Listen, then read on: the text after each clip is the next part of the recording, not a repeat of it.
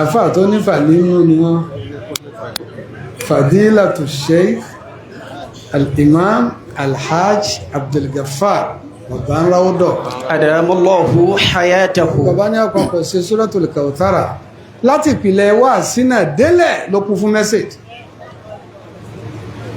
láti mùkọ́dímà tó fi di subhana kò sí tó ṣe wò ń bẹ̀ táwà pé ẹyọ yìí kò ń bẹ̀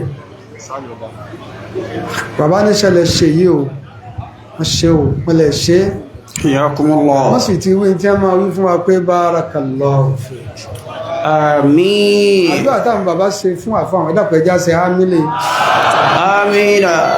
Suratul Kawthar. Bismillahir Rahmanir Rahim. Inna a'tainaka al-kawthar. Salli li rabbika wanhar. Inna shana'aka huwal abtar.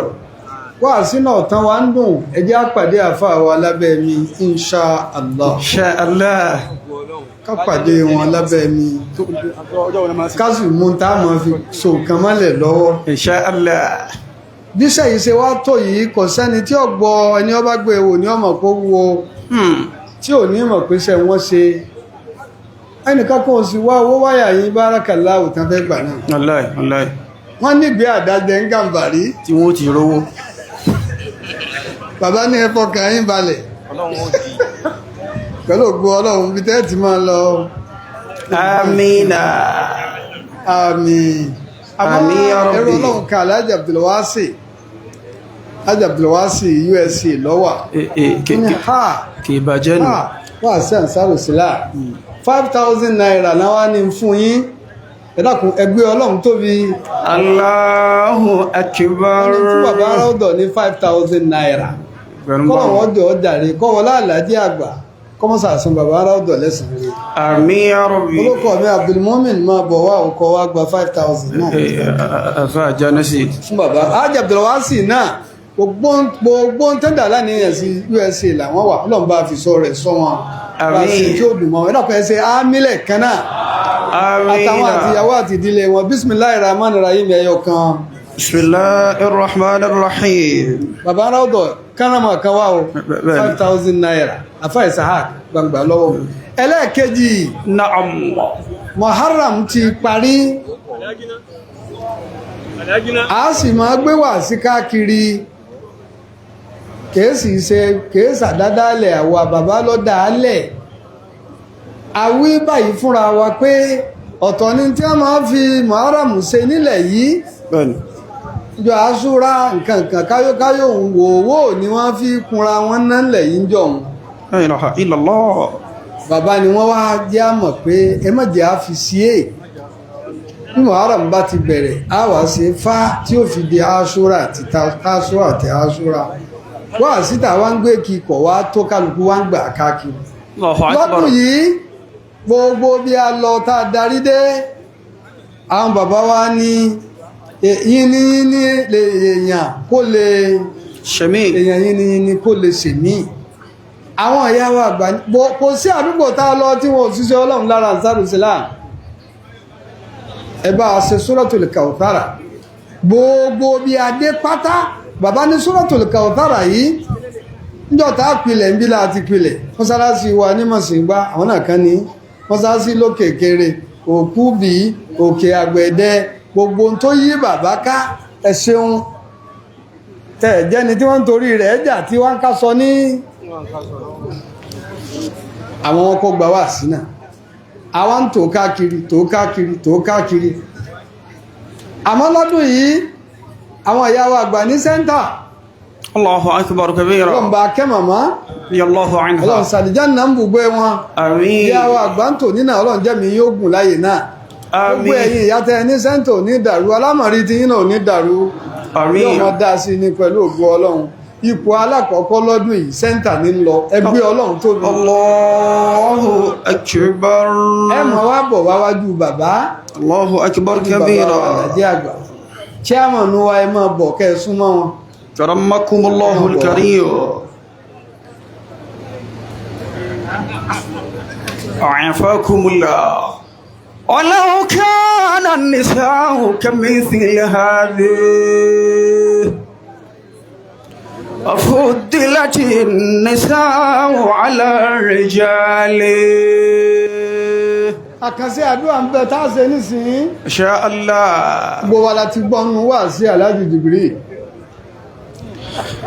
الله أكبر. rí ìlú ládìí pọ̀ ẹ máa bọ̀ wá. يا بابا. La ilaha illallah al-malikul haqqul mubin Muhammadu رسول الله صادق الوعد الأمين. Bọ́lá wọn ní dáná ni ẹ máa fi bọ̀. لا إله إلا الله الملك الحق المبين محمد رسول الله صادق الوعد الأمين. ẹ máa wí tẹ̀lé àṣẹ́ntà tó tó sọ pé إلا الله الملك الحق المبين محمد رسول الله صادق الوعد الأمين. La ilaha illallah الله al-malikul haqqul mubin Muhammadu rasulullah sadiqul wa'dil amin. لا إله إلا الله Ọlọ́run ó ṣe الملك الحق المبين محمد رسول الله صادق الوعد الأمين. bẹ́ẹ̀ bá ṣe ń wí gbọ́lọ̀hún ní sí لا إله إلا الله الملك الحق المبين محمد رسول الله صادق الوعد الأمين. La ilaha إلا الله الملك الحق المبين ṣe púpọ̀ محمد رسول الله صادق الوعد الأمين. La ilaha إلا الله الملك الحق المبين محمد رسول الله صادق الوعد الأمين. محمد رسول الله صادق الوعد الأمين. La ilaha إلا الله الملك الحق المبين محمد رسول الله صادق الوعد الأمين. محمد رسول بسم الله قل هو الله. بسم الله الرحمن الرحيم. قل هو الله أحد الله الصمد لم يلد ولم يولد ولم يكن له كفوا أحد. adúpẹ́ lọ́dọ̀ Ọlọ́run الحمد لله الحمد Ọlọ́run já لله. sọ̀pọ̀ ọdún آمين ilé yóò ní jáse mọ́ آمين nílàlẹ̀ àmọ́ إن شاء الله. wọ́n ní káyìn ìyàwó kẹ́ mọ́ nìṣó الله fáwọn alìmọ́tò wọ́n fi ráyè kọjá الله أكبر. ilé yóò ní jáse mọ́ o آمين lọ́wọ́ ó sì gbà á lẹ́sìn fún wa آمين. bárkọ̀lá sáájú ẹ̀ دنيا تخادعني كأني لست أعرف حالها حضر الإله حرامها ẹ dákun ẹ farabalẹ̀ وأنا mọ́tí lọ اجتنبت حلالها. ẹlẹ́ẹ̀kejì bàbá wa àgbà Musaiduddin كرمكم الله. bàbá sáyí bàbá wa Musaiduddin alóore bàbá sáyí alóore Alóore. Allahu akbar. Allahu akbar Allahu bàbá akbar. wọ́n sì ti wà ń bí Musaiduddin ń bẹ ńlé bàbá sáyí ibẹ̀ náà ni ó sì wà Allahu akbar. ó ọlọ́mọba kẹ́ bàbá wa sáyí Àmín. lọ́fẹ̀ẹ́sẹ̀ àmín ẹwí tí wọ́n náà pé la ilaha إلا الله الملك الحق المبين محمد رسول الله صادق الوعد الأمين. ẹ̀sọ́ àmọ́nà àlàjì àgbà Allahu Akbar. bàbá sáyé pẹ̀yìn ìdàtán gbogbo tí ń jẹ́ bàbá sáyé ò sì fi bàbá lẹ̀ ọlọ́run ò nífẹ̀ẹ́ yín náà lẹ̀. Àmín ya Rabba. gbogbo tí ń jáde ilé sáyé ilé bàbá wa sáyé ẹ̀ máa wà dáadáa. Àmín ya Rabbi. ọkọ̀ làṣáájú ẹ̀dá. bàbá wa bàbá Musaiduddin wọ́n ti gbà o. Alhamdulillah. bisimilahi kul huwa Allah. Bismillahir Rahmanir Rahim. Qul huwallahu ahad. Allahus samad. Lam yalid wa lam yulad wa lam yakul lahu kufuwan ahad. Allahu akbar. Allahu akbar. Allahu akbar. Allahu akbar. Engineer Sayinu. حضر الإله حرمها وأنا اجتنبت حلالها. àwa jama wa lọ́jà gbọ́rọ̀. نعم. ẹ̀rọ ń ṣe ọlọ́run. الله على محمد. àwa lẹ́lẹ́kẹ̀ẹ́ta ń lọ ọ̀dọ̀ wa. ọjà gbọ́rọ̀. àwa ọjà gbọ́rọ̀. Allahu akbar. Allahu akbar. مدت إلي يمينها. lákun àfà. ورددتها وشمالها. ọ̀gá bàbá imam. ورأيتها محتاجة ووهبت جملتها لها. gàmbàrí gbogbo tí ń jẹ́ gàmbàrí ọjà gbọ́rọ̀. Allahu akbar. látòkè délẹ̀. La ilaha illallah al-malikul haqqul mubin Muhammadur Rasulullah sadiqul wa'dil amin Muhammadur Rasulullah sadiqul wa'dil amin. báyà bá ń dákun àlájì àgbà tí ò sọ̀rọ̀ gàmbàrí kìtà ní èpé. kìtà ní èpé. Allahu akbar. àfáwù àrọ́dù. ó ń sọ̀tà àlájì àgbà. wọ́n fi gàmbàrí sí. iṣẹ́ tí wọ́n jẹ́ ní jẹ́ yìí náà. karamakumullahu karim. La ilaha illallah al-malikul haqqul mubin. bàbá wa àwọn àlájì àgbà wọ́n ti ṣàdúrà fún gbogbo ìsàlẹ̀ gàmbàrí. wọ́n bá tẹ̀ kú kìkì dá ọmọ bàbá àgbà ní Burúmánà. láàbùwà. Allahu akbar. wọ́n gbálù kùránù rẹ̀ wákàtí àrọ̀ búkà ó yé mọ́là ní. La ilaha illallah al-malikul haqqul mubin. bisimilahi kul huwa Allah. Ar-Rahmanir Rahim. Qul huwallahu ahad. Allahu samad. Lam yalid wa lam yulad wa lam yakul lahu kufuwan ahad. Karamakumullahu al-karim. táwọn lọ́dọ̀ kó bá inna lillahi. أعوذ بالله من الشيطان الرجيم بسم الله الرحمن الرحيم وبشر الصابرين الذين إذا أصابتهم مصيبة قالوا إنا لله وإنا إليه راجعون. ẹ dákun ẹjá farabalẹ̀ jàmá. Akramakumullah. kò sí ọlọ́run lọ́bọ̀ ọ̀rọ̀ alukuraanu sì pé púpọ̀. Akramakumullah. bí nǹkan àdùnnú àti ìbànújẹ́ bá jálura wọn. ẹja kò sí wàyí tànáza tún fi ṣe. bí dùnnú àti ìbànújẹ́ bá jálura wọn alukuraanu lápadà sí. ẹ wo bó ṣe kiri ẹ ní ó ní uwa àdẹ̀hákà. Allahu akbar. ṣé o ti rí dùnnú. Bẹ́ẹ̀ni. ó tún wá gbé dé ó tún gbé ìyànjú dùnnú náà tọ́lọ́lọ́ ń pera rẹ̀ ní àdẹ̀hákà. Wa abika. Inna lillahi wa inna ilayhi raji'un. Inna lillahi wa inna ilayhi raji'un. ó wù mí ká wí bẹ́ẹ̀ inna lillahi wa inna ilayhi raji'un inna lillahi wa inna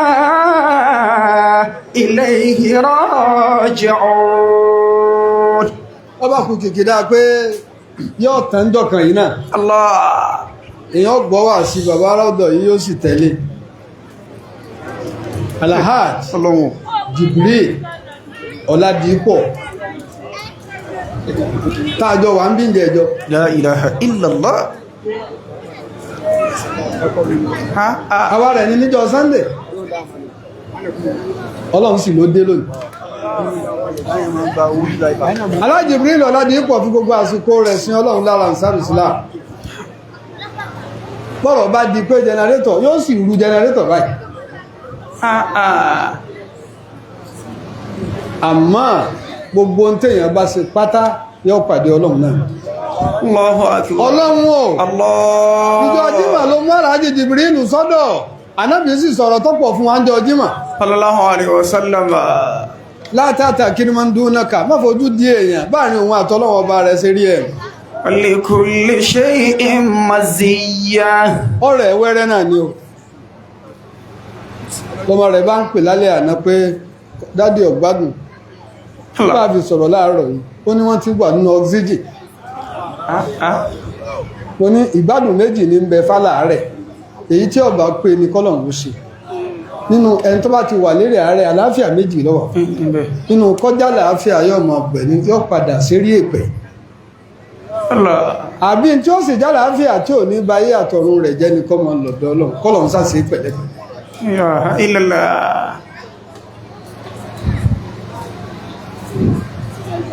bó ṣe rí nu akramakumullah ọ̀kanú àwọn wàlíyé Ọlọ́run ó ní wẹ́hà ibn Adam kí ló ń gẹ́ gèlè sí kí ló ń gẹ́ fìlà sí nìsí Allahu akbar ẹlòmí rí rẹ̀ débi pé àwọn ọmọ tán tẹ̀lé lóde wọ́n gbé rìchájébù kan síbi aago tí ọmọ wọ ọwọ́ ọ̀kan ọmọ wo ẹsẹ̀ àpàdé ọ̀kan bẹ́ẹ̀ nífa bí àwọn ọmọ olídìí tá a máa ń lọ sọ èé ṣe tí rìchájébù méjì wọ́n ní wọ́n fẹ́ kéèyàn máa rí kájọ́ tó le lọ́wọ́ rẹ̀ akramakumullah èé ṣe tẹsẹ̀ ńkọ́ wọ́n ní tìtẹ̀lẹ̀ olèrí ni ya mudda'il kibra i'jaban bi surati انظر خلاك فإن النتن تثريب ويها ابن آدم أفاني سيو ما النبي آدم أمامه ثلاثة أشياء كما تنبين وجوره kò sì tó bẹ́ẹ̀ ọgbọ̀dọ̀ mú méjì nínú mẹ́ta àmọ́mọ̀wú ثلاثة أشياء nǹkan mẹ́ta lọ́lọ́run kó síwájú ọmọ ànábì ádámọ̀ kò ní yọ̀dá mẹ́tẹ̀ẹ̀ta fún méjì ní òmú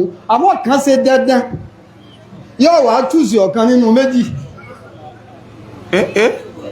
akramakumullah àwọn àfáà nílà káyọ̀ law fakkara an-nasu fima fi butunihim mastash'ara al-kibra shubanu wala shaybu wayha ibn Adam sí ọmọ ànábì ádámọ̀ amamahu thalathatu ashya nǹkan mẹ́ta lọ́lọ́run kó síwájú rẹ̀ nọ́mbà 1 dandan ni ẹlẹ́ẹ̀kejì ọlọ́run wá jùlẹ̀ kó ṣiṣẹ́ tí ó fi mú kan nínú méjèèjì bá a ṣe wá dákẹ́ ìní wọ́n dákẹ́ wájú àfá Allah ọ wá ní alákọ̀ọ́kọ́ ni mautun kari ulmadhaq mautun karihul madhaq ikú kari ulmadhaq kálukú ní kullu nafsi dha'iqatul maut ó ní gbogbo ẹ̀mí ní ọ̀tọ̀ ikú ọ wá ní àmọ́ kari ulmadhaq ó kòrò ní títọ́wò ń bẹ̀ wájú ọmọ Ádámù wọ́n ní kílẹ̀ lẹ́ẹ̀kejì wọ́n ní wà narun alimatul adhab Allahu akbar wà narun alimatul adhab iná alimatul adhab ìyà rẹ̀ lè kókó alima alam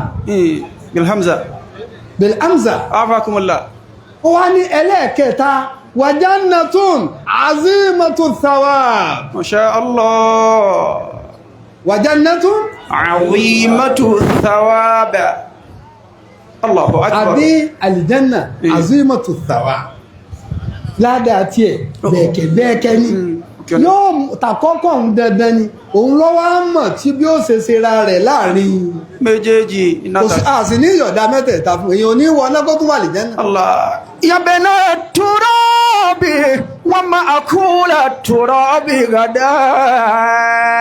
ọ̀dọ́wọ́ ẹni kọ̀ọ̀kan alájù Jibrilu ṣe ìdímọ̀ ó ṣe kọ́dà ọba débi pé ńgbà tí ń ṣiṣẹ́ pẹ̀lú pépà kan bóyá pilot àbí nǹkan kan yóò sì kọ nǹkan kan lórí wáàsí yóò sì gbé déédéé ntọ́lágbára ló fi sáfù Àlàjí Àgbà. Allahu akbar.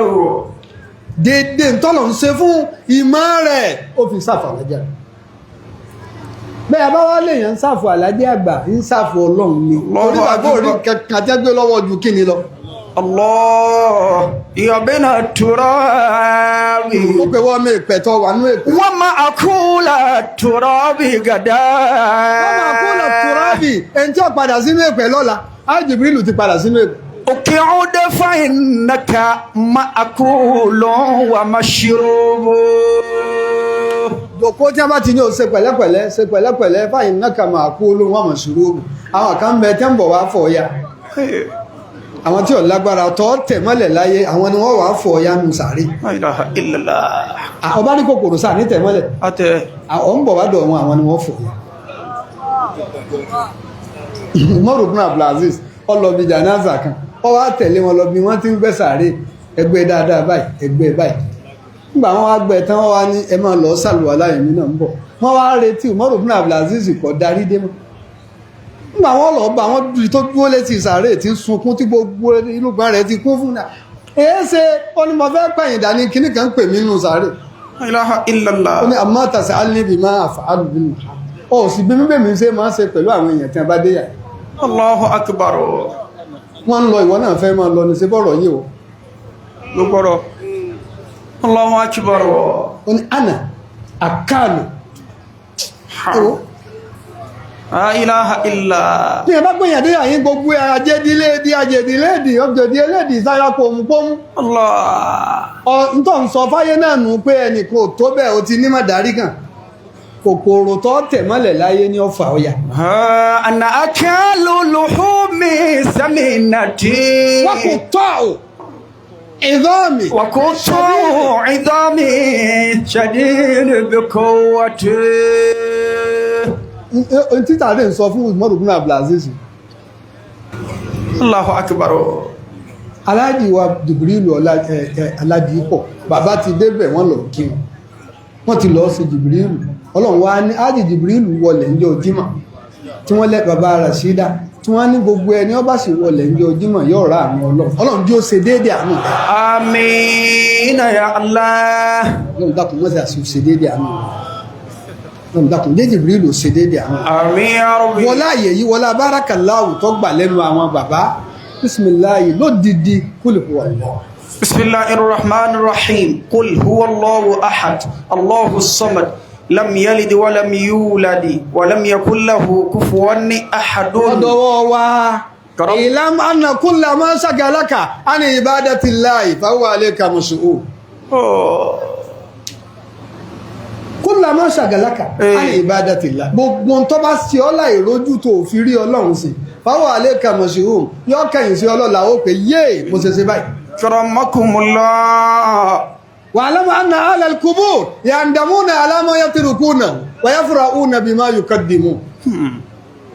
àwọn àfáà tán ṣe wá sínú fa wọ́n ní ẹlọ ọmọ anna اهل القبور gbogbo àwọn táwọn ń sàárè ni يندمون بما يتركونه gbogbo tí wọ́n pàtì láyé táwọn fi ilẹ̀ tí wọ́n ò ṣeun ní ọmọ lè dìde ṣe náfìlà lóru èmi ọmọ lè ṣe gbá gbogbo tí wọ́n pàtì táwọn ò ṣeun يندمون عليه nígbà wọ́n ti dé sàárè wọ́n ti rí i pé yéè ọmọ ṣe o kí la wá dì mú sẹ́fọ̀nù náà la wá ń wò tílẹ̀ fi mọ́. La ilaha illallah. Khairu ayyamil fata yawmun nafa'a. wa yafrahuna bima yuqaddimun wọ́n sì ń dunnú sí díẹ̀ tí wọ́n rí ṣe torí wọ́n ti rí ẹ̀san ńláńlá tí ń bẹ́ẹ̀ bí díẹ̀ tí wọ́n rí ṣe. Allahu akbar. ma alayhi ahlul qubur yandamun ní táwọn ọmọ àwọn tí wọ́n wà ń sàárè tí wọ́n ń sàbámọ̀ lélẹ́rí alùdùnìyà àti jàkítàtì ìlú náà. La ilaha illallah. àwọn tá wà lérí èpè yìí wọ́n ń para wọn lérí. àwọn ṣe kìdìkọ̀ yàtà náà fàṣù náà lè rọ èmi ní ọ̀jẹ́ èmi ní ọ̀ṣẹ́ kìnnì ní ọ̀ṣẹ́. ilaha illallah khayru ayyamil fata yawmun nafa'a akùnfin yìí wúlẹ̀ wastina'u li khayri abqa ma sana'a. nínú àdúrà tá a ṣe ń dòkó yìí lónìí àáfàá wa Sahibul Bayani wa Tibyan hafidhahullahu wa ra'ah. Sheikh Umar Farouk nílé àáfàá Babátúndé nílé àáfàá wa ìyẹ́yìn odi ní òkè àpò bàbá tó bí wọn lọ pàdé ọlọ àwọn bàbá wa lẹ́dí àgbà lọ kí wọn lánàá gbogbo wa náà la lọ kí wọn àjọ kírun sí bàbá lánàá alhamdulillah kálukú náà wà ń lọ Ọlọ́run dákun mọ́sà ṣe bàbá wa náà lẹ́mọ̀ àlìjánà àmín ọmọ àlìjánà tí ẹni wọn kókù kọ́rẹ́ wọn ni ẹjá wí àmín ya rabbi ó ti wí nísìn inshallah ó ti wí nísìn ọmọ àlìjánà ni wọn Ọlọ́run bá bù kọ́rẹ́ wọn àmín Ọlọ́run wọlá aṣẹ́rẹ́ tí àfáà wa Sahibul Bayani wa Tibyan tí wọ́n ń ṣe láyé ẹ bá ti yọ bàbá bàyá ní ti torí àwọn ọ̀rọ̀ gbàǹkọ̀gbàǹkọ̀ tí ò ṣe é gbàgbé lọ́rọ̀ Ọlọ́run tí ìyá bàbá náà ń ṣe láyé tó wá já sí pé lójú ẹ̀mí wọn ni wọ́n ti ṣe ìpẹ̀yìndà bàbá wa Ọlọ́run má fi dàrú bàbá Sahibul Bayani àmín ya rabbi bí ọba tó yàtọ̀ fún Ọlọ́run bí ọmọ dá sí ni àmín ẹsẹ̀ àmì kórìnlẹ̀ àmín bisimilayi kul huwa bismillahir rahmanir rahim qul huwallahu ahad allahus samad lam yalid wa lam yulad wa lam yakul lahu kufuwan ahad. Fátíà méjì ẹ̀rọ Ọlọ́run tá a máa ṣe sí owó rẹ̀ ti wá ń yà yín Ọlọ́run ṣe dáadáa kí tiẹ̀ náà lè gbà Fátíà bisimilayi. Rahmanir rahim alhamdulillahi rabbil alamin arrahmanir rahim maliki yawmiddin iyyaka na'budu wa iyyaka nasta'in اهدنا الصراط المستقيم صراط الذين أنعمت عليهم غير المغضوب عليهم ولا الضالين آمين. بسم الله الرحمن الرحيم الحمد لله رب العالمين الرحمن الرحيم مالك يوم الدين إياك نعبد وإياك نستعين اهدنا الصراط المستقيم صراط الذين أنعمت عليهم غير المغضوب عليهم ولا الضالين آمين. bàbá wa Adébísí ọmọ Àlàjí àgbà ìyàwó wọn àlìyáwó Alájà Nusrat mọ́sàdúà fáwọn tó bí wọn Ọlọ́run mọ́sàbá kẹ́ wọn àmín. bàbá wa Alájì Yusuf Aminu tí bàbá Alájì àgbà gbàgbọ́ ni ẹni bàbá bá gbàgbọ́ bí owó kọ́lọ̀ Ọlọ́run náà gbàgbọ́ Allahu akbar kabira. bàbá wa Yusuf ọdọọdún mẹ́rin lánàá àṣàdúà wọ́n ti wá mú 10,000 naira wá owó náà wà lọ́wọ́ mi báyìí ó bàbá Adébísí náà wà níbí Ọlọ́run bá kẹ́ gbogbo wọn kù àmín. ẹ wá gbọ́ báyìí bisimilayi kul huwallahu. bismillahir rahmanir rahim qul huwallahu ahadun allahus samad lam yalid wa lam yulad wa lam yakul lahu kufuwan jama tẹ́wọ́ rẹ̀ kó tó lọ bá a bá tajà agbowó ni lọ́wọ́lọ́wọ́ yìí àáfàá wa Àdábánìjà ní Allah. Ọlọ́run o àbẹ̀ọ́ yabukọ̀ zamanu bàtàǹfàdó májà akramakumullah wọ́n lè kú lè dárí dáúlà tún wà nìjà ẹ̀ẹ́sì religion ni wọ́n ní Ọ̀ṣun state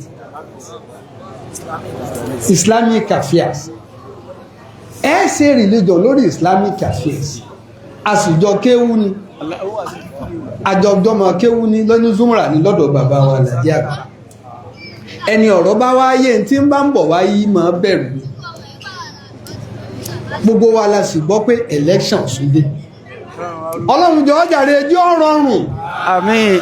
àkọ́kọ́ nù àlẹ́ afọ́fúnù lè bàládì ó ju gbogbo nǹkan lọ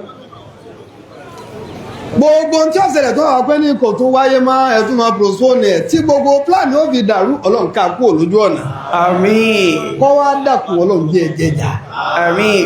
mọ́jọ́jọ́ jẹ yín àmín. ìbárikọ̀ọ́lá ṣáájú ẹ̀dá chief of staff ọmọ bàbá ni alhamdulillah. lákùn mọ́sí kullu hizbi bima ladayhim farihun. alukóránù náà ló pé kullu hizbi Alhaji Qasim Akínlẹ́yẹ gbogbo tí ń sì ń jẹ́ Ọ̀ṣun wọn pé ní Ọlọ́run orí iṣẹ́ Ọlọ́run sàmọ̀nà ẹ̀ Alhaji Qasim náà dákun mọ́jọ́jú ó ti gbogbo wọn àmín. ọba ṣàánú wọn kọ́ wọlá Àlàjí àgbà tí wọ́n kúnlẹ̀ níwájú wọn tí wọ́n gba kéwú tán sì fi ń ṣe dáadáa ó ní rabiribi tí wọ́n ń ṣe sáyà alájá àgbà mọ́jọ́ ọ̀rọ̀ wọn dìtàn bó àbárikọ̀ọ́lá ṣáájú ẹ̀dá al-Fatiha. Bismillahir Rahmanir Rahim. Alhamdulillahi Rabbil Alamin. Ar-Rahmanir Rahim. Maliki Yawmiddin. Iyyaka na'budu wa iyyaka nasta'in.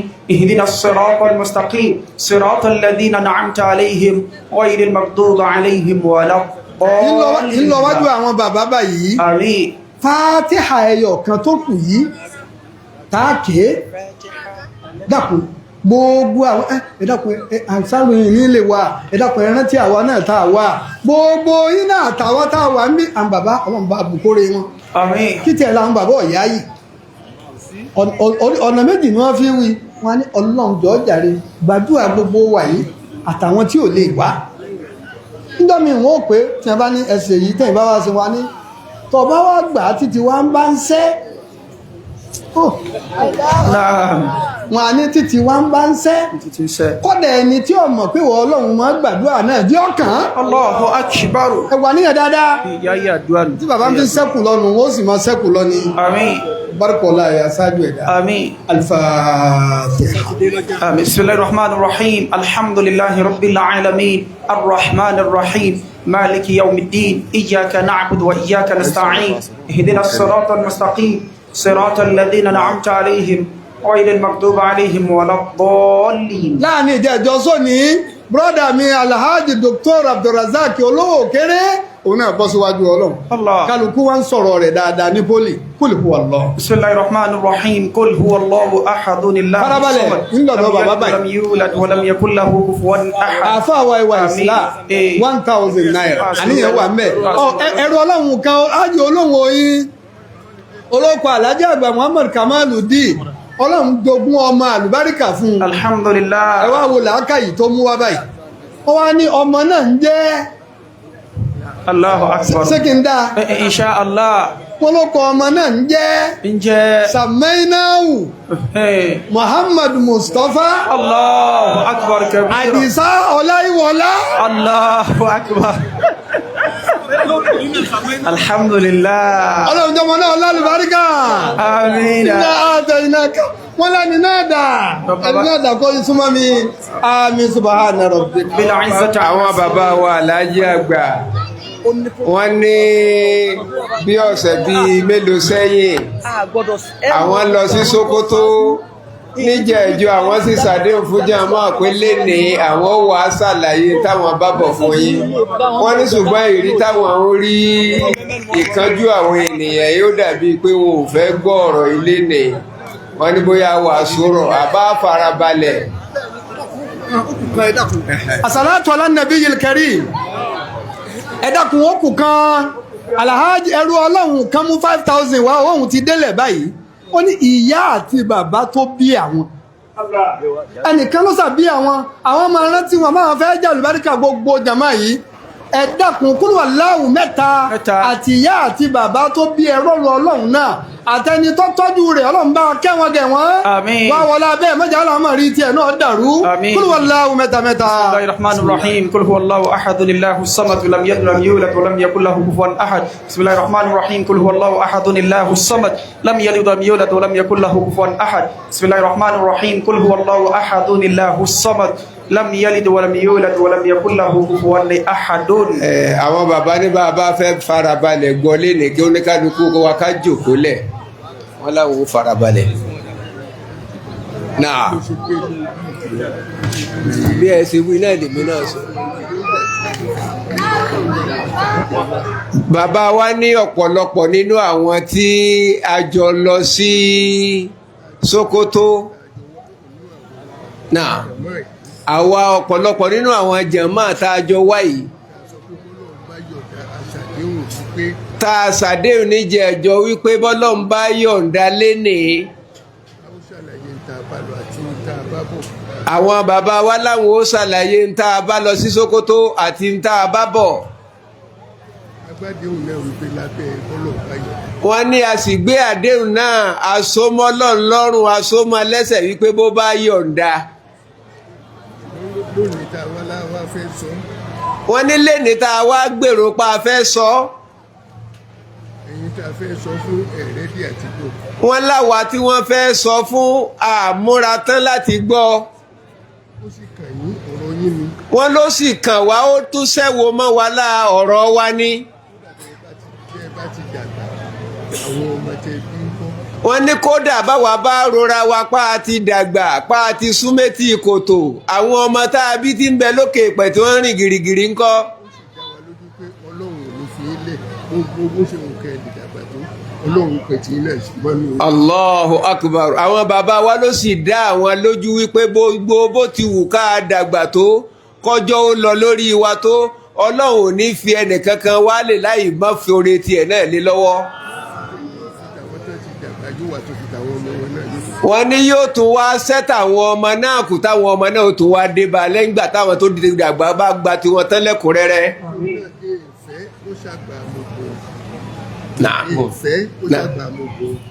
wọ́n ní bàbá wa ní nítorí náà mi ò fẹ́ ó ṣàgbà mo bù ọ́. ńgbà ẹni bá fẹ́ fúnni ní nǹkan bàbàrà tó fẹ́ fúnni tẹ́ni tá a wá fẹ́ fún tá a nawọ́ rẹ̀ sí tá a rí àmì wípé kò fẹ́ ó tiẹ̀ tún wá sọ jáde pé n ò nídìí ẹ̀.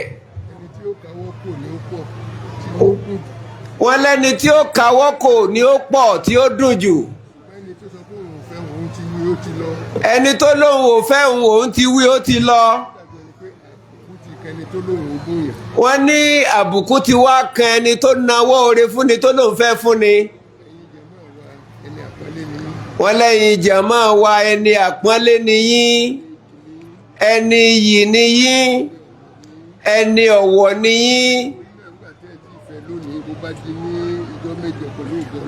wọ́n ní nítorí náà nígbà ìta ìtì nídìí ẹ̀ léni lágbára ọlọ́run tó bá dijọ́ mẹ́jọ.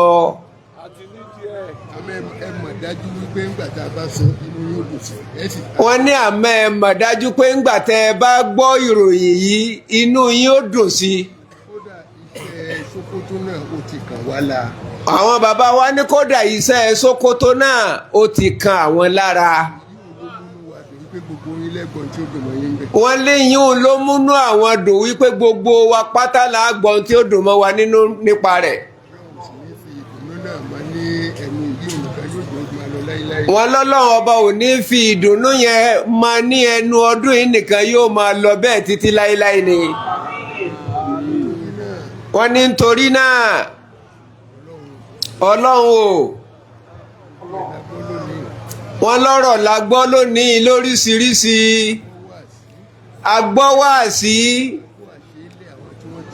agbọ́ àṣélẹ̀ àwọn ẹni ire tí wọ́n ti lọ a tún wá rí àwọn tí wọ́n tún fi ilẹ̀ náà tí wọ́n tún gbẹ́sẹ̀ lé ìlànà táwọn ẹni ire yìí ń tọ̀ tí wọ́n tún sorí ire lénìí.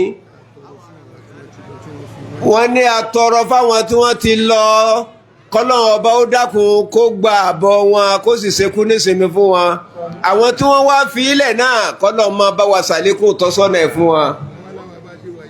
wọ́n láwa bá a ṣe wà yìí o wọ́n ní àáfàá wa Jìbìrìlà fọ́tò òun ló lọ yìí o wọ́n ní ká dákun ká múra o ìgbà tí ó kẹ́ni kọ̀ọ̀kan náà àmọ́ o òun sì ló ti dé sí pàkọ́ wa yìí o náà wọ́n ní kọ́lọ́run dákun kó jẹ́ kọ́jọ́ ó máa jìnà síra wọn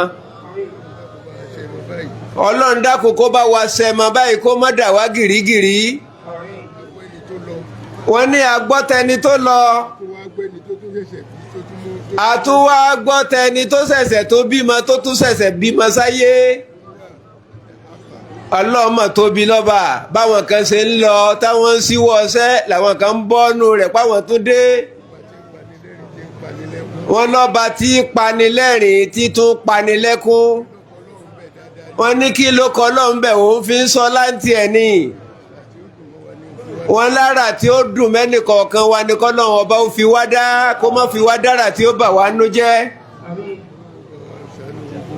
wọ́n lọ́lọ́run ọba ó bá wa ṣe àlékún àánú rẹ̀ fóníkálukú wa àní kábàámọ̀ aburú lórí àyè táwọn wáyé náà fi nílé wá síbí mọ́.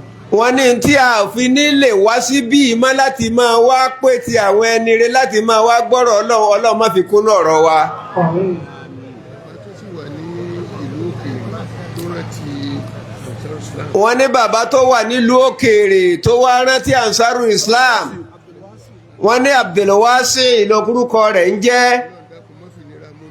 wọ́n lọ́lọ́run dákun kó má fi nira mú níbi tó wà ó kọ rẹ̀ tí ń jẹ́ náà kọ́lọ́mbó bá fi lò.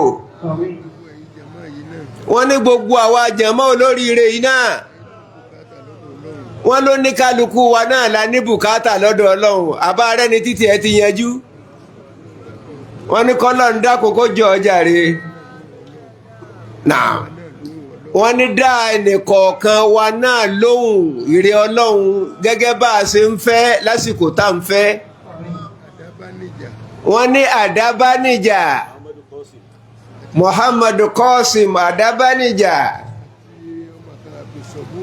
wọ́n ní àti ọmọ kan Abdulsabur wọ́n ló kàn kọjá nílé bàbá ni ó wá rí àtúnṣe kan táwọn kan ṣe. Naam. ó fẹ́ pa yìí tó pa gbogbo yìí tó kù nílẹ̀ ń tàn. olótún wá fẹ́ pa èyí tó bá láyé ń tàn. èyí tó rí tó ṣẹ́kù. èyí tó rí tó ṣẹ́kù. ó pa odidi ilé ní ìtàn. ó pa odidi ilé ní ìtàn. ó di láàárọ̀ kùtù. wọ́n ló di láàárọ̀ kùtù hàì. bàbá tó rí tó gbogbo ọmọ léṣe. ló bá tún dé ló bá tún tú gbogbo inú ilé ṣe. wọ́n ní kọ́lọ́n dákun kó bá wa dá ọmọ náà lóhùn tayọ bó ṣe rán kàn. wọ́n ní kò bẹ̀ wá ládùúà òun kàn ń ṣe ń tọ́lọ́run rán ni. wọ́n láwọn kàn bá ń bẹ̀ ni. àwọn wá rí i pé ohun tí ń ṣe yìí ẹni tó lẹ́tọ̀ọ́ ká ṣàdúà fún ni.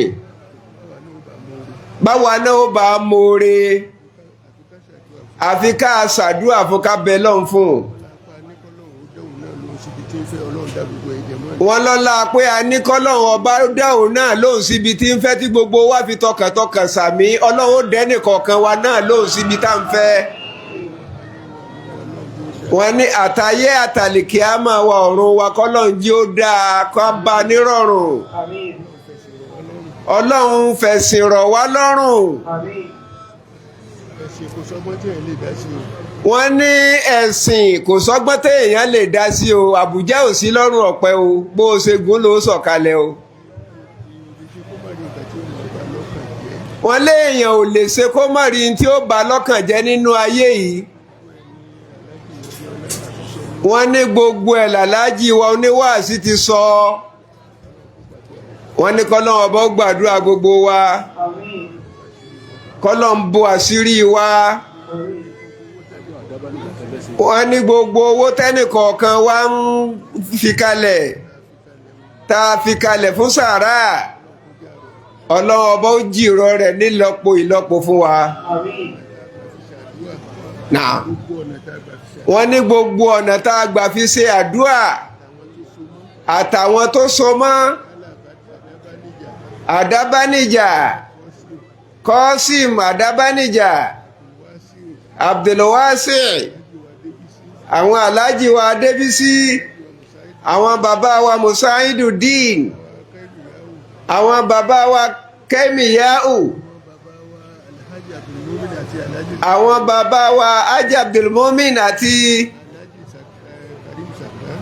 Alhaji Abdulkarim Zakaria àtàwọn chairman àkọ́kọ́ àtàwọn chairman ti sìn àti gbogbo ẹ̀yin máyàn wọn lọ́lọ́run bá wa dá gbogbo yín lóhùn. àwọn bàbá wa ní kọ́lọ́run dákun kó má yọ àwọn náà lẹ̀ kó dá wọn náà lóhùn o. èmi náà Ìsá dáadáa kọ́lọ́run dákun kó wọlá àti yín náà kó dé mi náà lóhùn. àwọn bàbá wa ní national mission wa global wọn ní kọ́lọ́run bá wa dẹ́yìn náà lóhùn kẹ́gùn lẹ́mi fún wa. wọ́n ní gbogbo ẹni tá a bá dákọ Ọlọ́run ti mẹ́ni kọ̀ọ̀kan wa ó sì máa ń tó tọ́ sí wa yóò sì ṣe lẹ́ fún wa lẹ́kùnrẹ́rẹ́. wọ́n ní lẹ́yìn ẹ̀ ká fi rábà náà ọlọ́ra ká fi tẹ̀lé pẹ̀lú fatiha bismillahir rahmanir rahim alhamdulillahi.